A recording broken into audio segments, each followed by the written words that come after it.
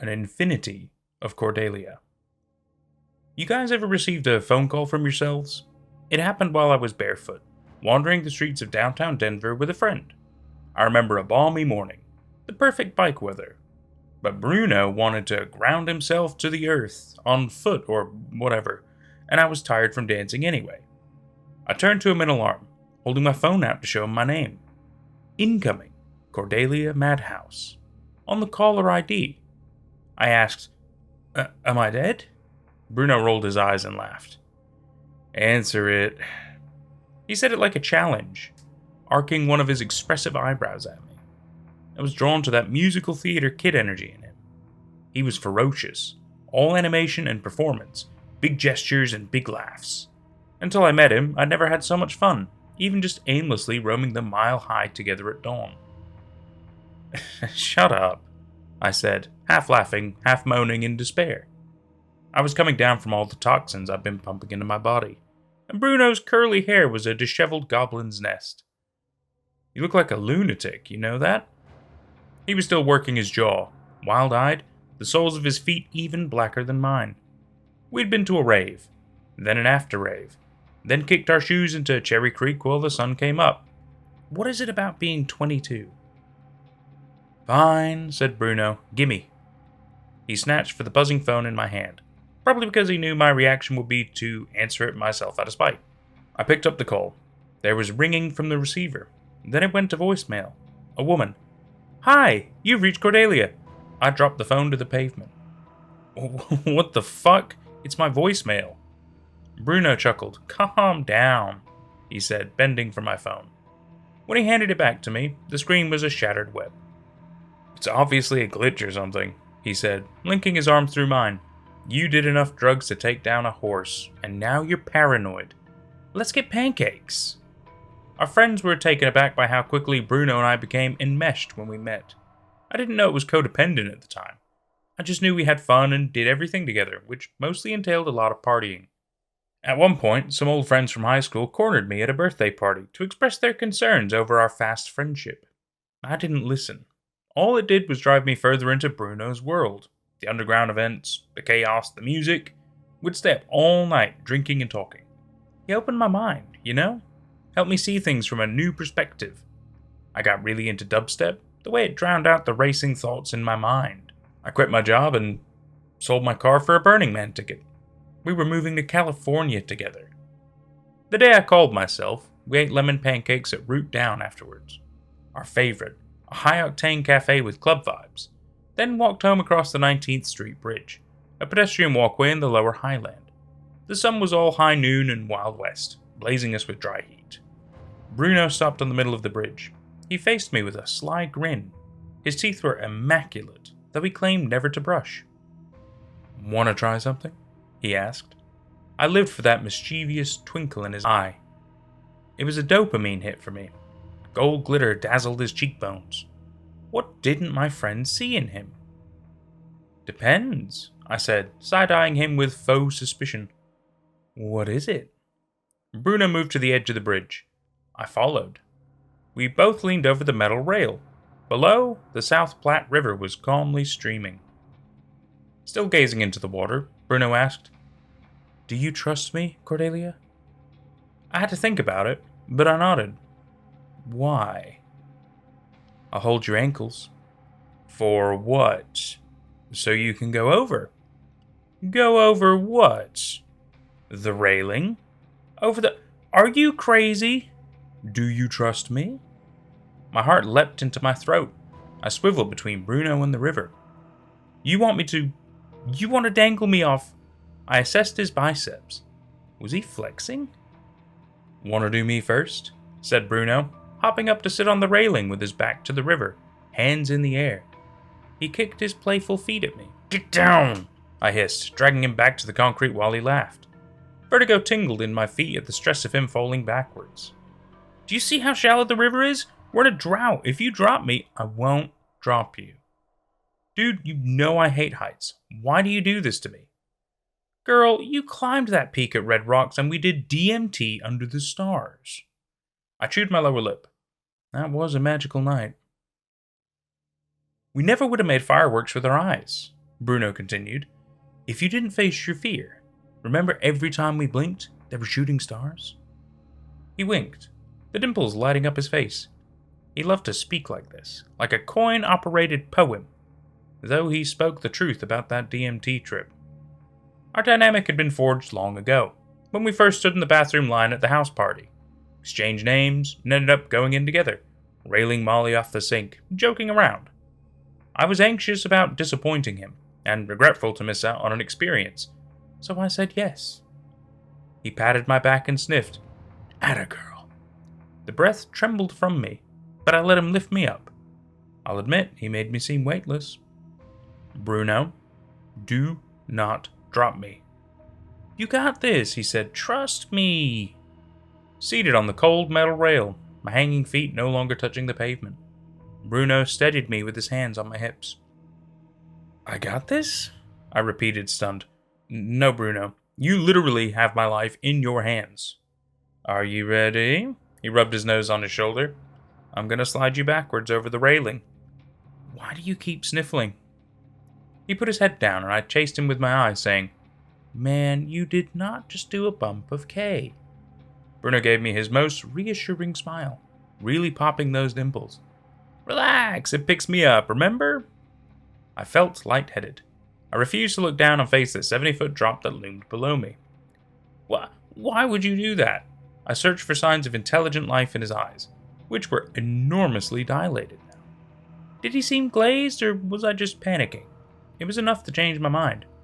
You know what? No. Get your jelly arms away from me. I'm coming down. My hands get clammy when I'm nervous. As I scrambled to dismount the railing too quickly, I went swoop and flailed over the side. The river was rushing right up to meet me and I couldn't even scream. I just squeezed shut my eyes and braced for impact. A hard yank. My head didn't smash into the riverbed. I cracked open an eye. I was swaying rapidly from side to side with Bruno up on the bridge, hugging my feet to his chest. Woohoo! He shouted. Don't woohoo! I cried back, hoarse, tears falling straight from my eyes into the river. You did it! Exhilarating, yeah? It took several rounds of deep breathing to believe I was alive. I found the courage to squint into the sunshine, drinking in the gentle Platte, the quilt of clouds, verdant trees. Blood rushed to my head, and my fingertips stretched for the water. Suddenly, a familiar voice broke the serenity. So close to my ear, I jerked away from it and almost caused Bruno to lose his grasp. Hi! Bubbly and feminine. I waited a beat. Hesitant, I called out, Bruno? Silence. Hey, I shouted. Space Cadet, bring me up. My head is starting to hurt. Hi! The greeting came from further away now, just off the riverbank, though all I could see were bushes and trees. Over there in the brush, leaves rustled. Someone was fucking with me. Dude! I shouted up to Bruno, scanning the trees with my dry, useless contact lenses. Pull me up! Seriously! Hi! You've reached Cordelia! I gasped, held my breath. I'd always hated my voice, the vocal fry that meant I'd never be a singer. Now it freaked me out. It was too fucking upbeat.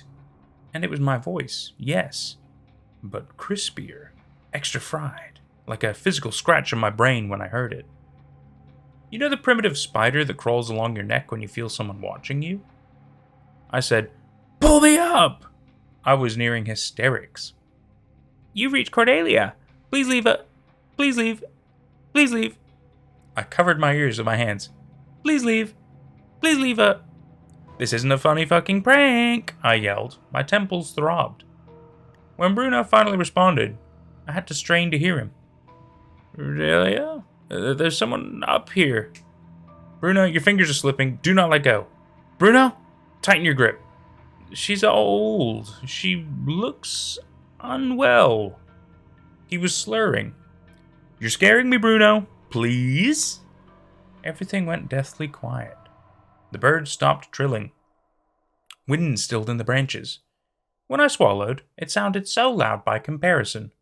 A river rushing down my throat. Hi! The voicemail. It came from above me now. From the bridge. Fucking Bruno! How was I so stupid? Of course, it was him. I'd been enthralled with this guy from the start, a puppy following him from one escapade to the next. I liked escaping with him. It was destructive, adrenalizing. Now I would pay the price of admission for all those wild rides. Bruno's fuzzy, confused voice floated down to me. I don't think... He cleared his throat. His voice still cracked when it came out. I craned my neck to look up at the bridge, blinded by the sun. He said, I don't think that was gonna be... Bruno, don't let go of your fingers, or don't let go, please pull me, no, Bruno! The phone in my pocket began to ring. I was mid-scream when Bruno grabbed me by the shoulders and shook me. He was repeating my name, touching my hair, worry furrowing his brow. What the fuck? Jesus. Cordelia? What is it? My bare feet were on the ground. Clouds above. In the near distance, I saw the bridge arch like a feral dog over the South Platte. Disoriented, I locked my frantic eyes onto his. The bridge, I said weakly. Oh, you want to take the bridge? We can go that way. Cordelia, you were screaming. No! The word exploded from my chest. I snagged his shirt collar in my fist. No fucking bridge. Do you hear me? Bruno watched me with weary, red-rimmed eyes. He looked like he wanted to laugh at my intensity, but it also unnerved him too. Carefully, he peeled my fingers from his shirt, saying, Okay, like he was soothing a spooked beast. Then he said, It just keeps ringing. Are you going to answer that? It took me a moment to register what he meant. I pressed my palm to the phone buzzing in my jean pocket. Think I'm going to jog home, I announced, feeling heavy and exhausted, yet needing to get as far away as possible. Sweat the demons out. No! Bruno took my hand in both of his, petting it, idly playing with the rings on my fingers. I'm too full to run. Let's smoke a spliff by the river. Bruno, you need a boyfriend. I gotta run. It was the most liberating run of my life. I'd never been more grateful to have 2 filthy feet slapping the sidewalk, and an unsmashed skull, and working legs. The streak of self-sabotage had to end. That terrible daydream was a wake-up call. I must get my shit together. Maybe my friends were right. They were just looking out for me. They saw me crashing and burning down a path that led to a bridge. When I got home, I thought everything was normal. I scrubbed the day away in a hot shower, cooked potatoes for lunch, watched some HBO. I didn't bother putting on clothes. My jeans were discarded on the hallway floor. I heard them buzzing away from the living room, but I ignored it, eventually falling asleep to The Sopranos on the couch. I slept hard. I remember it was 4:20 a.m. because that was every 22-year-old stoner's lucky number.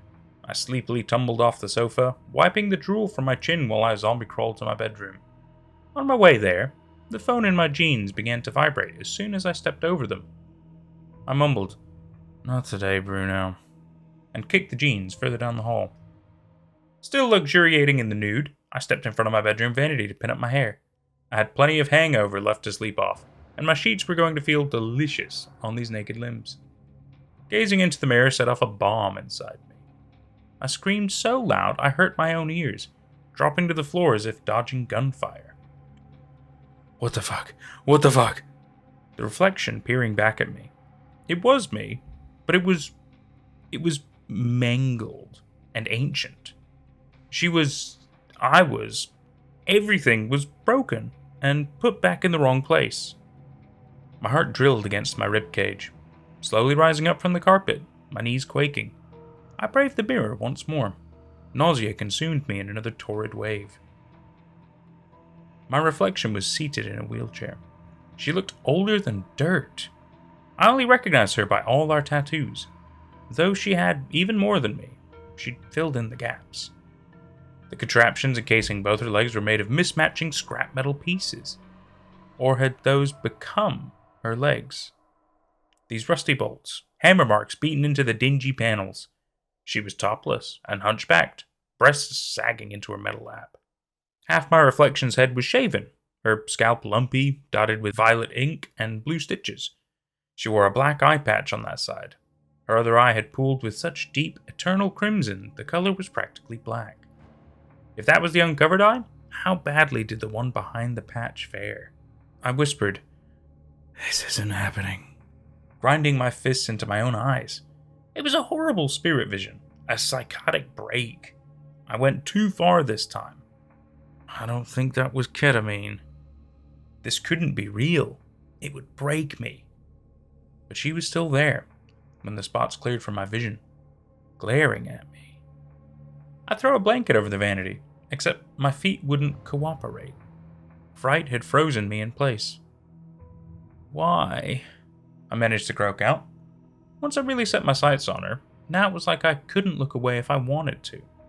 Lightly, I grazed a fingertip across the glass. "Who did this?" My elderly reflection tilted her head to the side. She scanned me up and down, examining me the way I had her.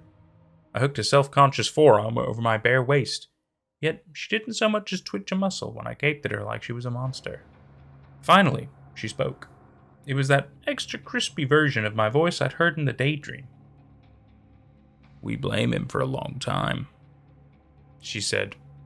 Her wrinkles were entrenched, her white and brittle. She pressed 2 fingers to her shaved temple as though it pained her. The nails were long and twisty, yellow witch's talons. "Bruno," she explained. "I mean, we really blame him. Cut all ties, block him. He heads to the Bay Area with some lover boy. We end up moving to New York so they can experiment on us.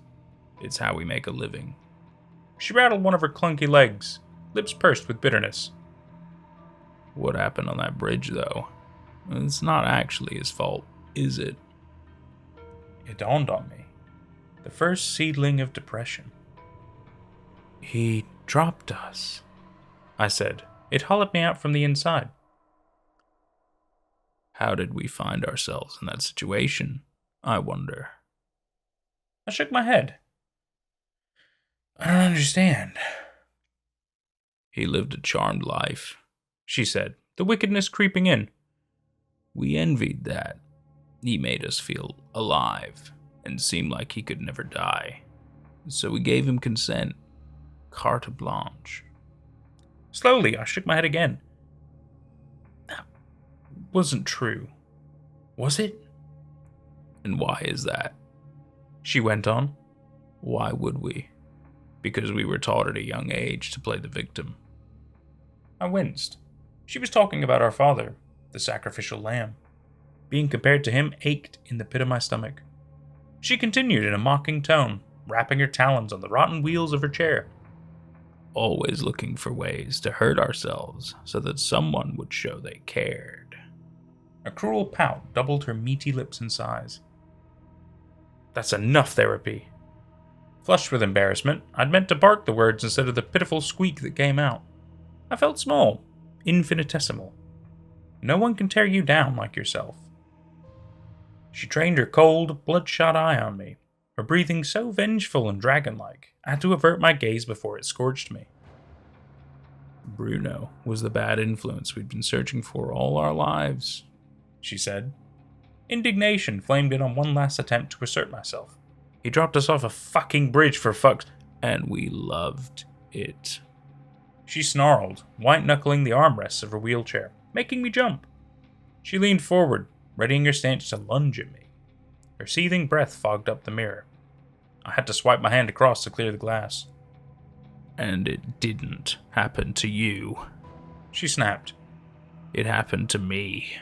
You have your pretty green eyes, you have leg bones. You don't feed from a tube because the artificial voice box rattling in your esophagus would choke you if you so much as swallowed a spoonful of quinoa." She said it all in one vicious breath and sat back, panting, wrathful. "That's awful," I replied in a small voice. Tears welled. "It sounds painful when you speak." This apparition from my future had experienced a lifetime of torment. Even as I prayed, this was another vivid daydream. I began to cry. "I'm sorry. I'm so sorry." Tears only galvanized her fury.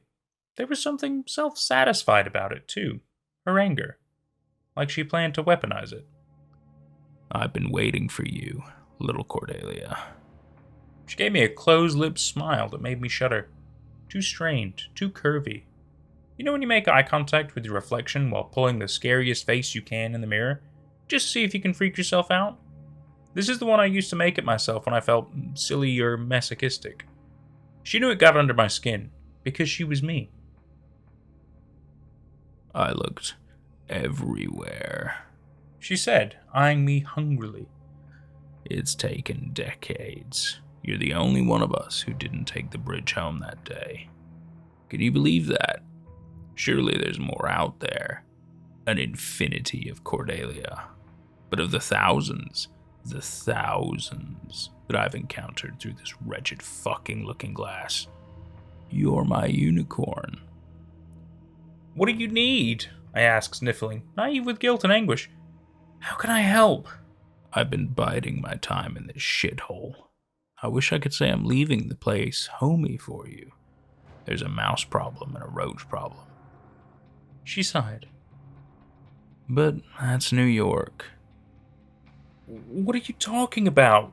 Alarm bells and flare guns were bursting in my brain. What was she up to? Sweet dreams, young Cordelia. She grinned and blew a kiss, her teeth juicy red as though she'd been drinking blood. She disappeared in the blink of an eye. It startled the shit out of me, and I nearly collapsed to the floor again. I yelled, "What the fuck?"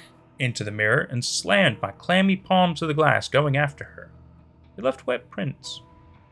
There I was, on my own two legs, looking young and tender and terrified.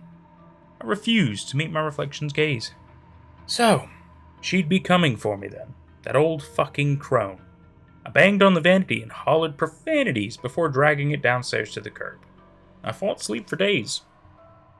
I avoided my reflection at all costs. I avoided people, too humiliated to tell anyone. They wouldn't believe me anyway. And besides, for Bruno, I had alienated myself from the world I knew. And my reflection, that bitch was right. He didn't make me do any of it. I had to take accountability for my choices. I wished I could tell my friends and family goodbye. It only took 3 days for me to faint from exhaustion, and that was that. I woke up paralyzed from the waist down in a home that wasn't mine, and a body more machine than flesh. The looking glass used to contact me had been thrown to the floor beside the bed, shards sparkling along the sunny hardwood. Tentatively, I slid 2 fingers under the eye patch, to be met with a sensation of wriggling worms and ground meat. That's what propelled me from shock into grief. When I finished sobbing into a pillow, staining its pale case with blood and pus, I set to work. There's no shortage of mad doctors in Manhattan, though I'm running out of organs to trade them. Everything in my decrepit body now ticks like a clock. It pays the bills. It's been 3 years. No one visits, no one calls. Not even telemarketers. My parents are long dead. There's a bathtub in my kitchen, and an expiration date on my heart, which keeps rejecting its new host. My studio apartment is a one-room house of mirrors, each one getting its fair shot at a summoning before I buy another, stoop another, thrift another. I have to find her. I call myself routinely. One of these days, it has to amount to more than a busy signal. I've glimpsed flashes of her here and there, when the mirror is right. Or maybe it's something to do with the moon. But she's wily. She's cunning. She has legs now to run away, and the years of life experience I've been robbed. She has brunched with my loved ones. She stole my life and aged me right up to death's door. I have to catch her, and I'm beginning to think I need bait. I'm wondering, is there an old man Bruno still alive in this world? Do I have time left in this withering corpse to hunt him down? And as I'm wondering that, and typing this, I've nearly burst out of what's left of my skin, because for the first time in 3 years, the phone on the table is buzzing. It's face down. I'm crazed and I have cabin fever, and phantom itches on my calves that don't exist. And I can't help a sinister, tight-lipped smile that's fallen over my leathery face. It's too curvy and quite strained.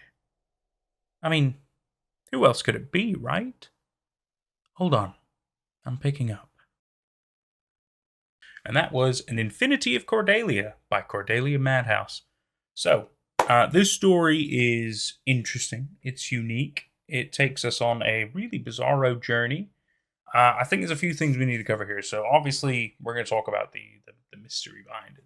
It immediately makes me think of, obviously, multiverses, parallel dimensions. It's not exactly doppelganger. It clearly is her in a different timeline, or perhaps in her own future, etc., where you know how these kind of things work. And it's interesting that somehow she's able to swap places with her. I haven't quite figured that little part out exactly. I'm sure there's a way that it's doable and explained. Still very interesting, fascinating, and horrifying at the same time. But I think another important takeaway from this, boys and girls, is don't do drugs. That's just my 2 cents on that situation. But we I ain't gonna get into that. Either way, a very interesting and fascinating story. It certainly brought me in. And it's not every day that you see a Bruno either, so that's always quite interesting. I mean, Cordelia is also a very unique and interesting name. But Bruno, yeah, you don't see many Brunos. So that's quite nice. It was refreshing. A nice story, very enjoyable. I've enjoyed myself. I sure hope you have too. We'll see you for whatever's next. Take care.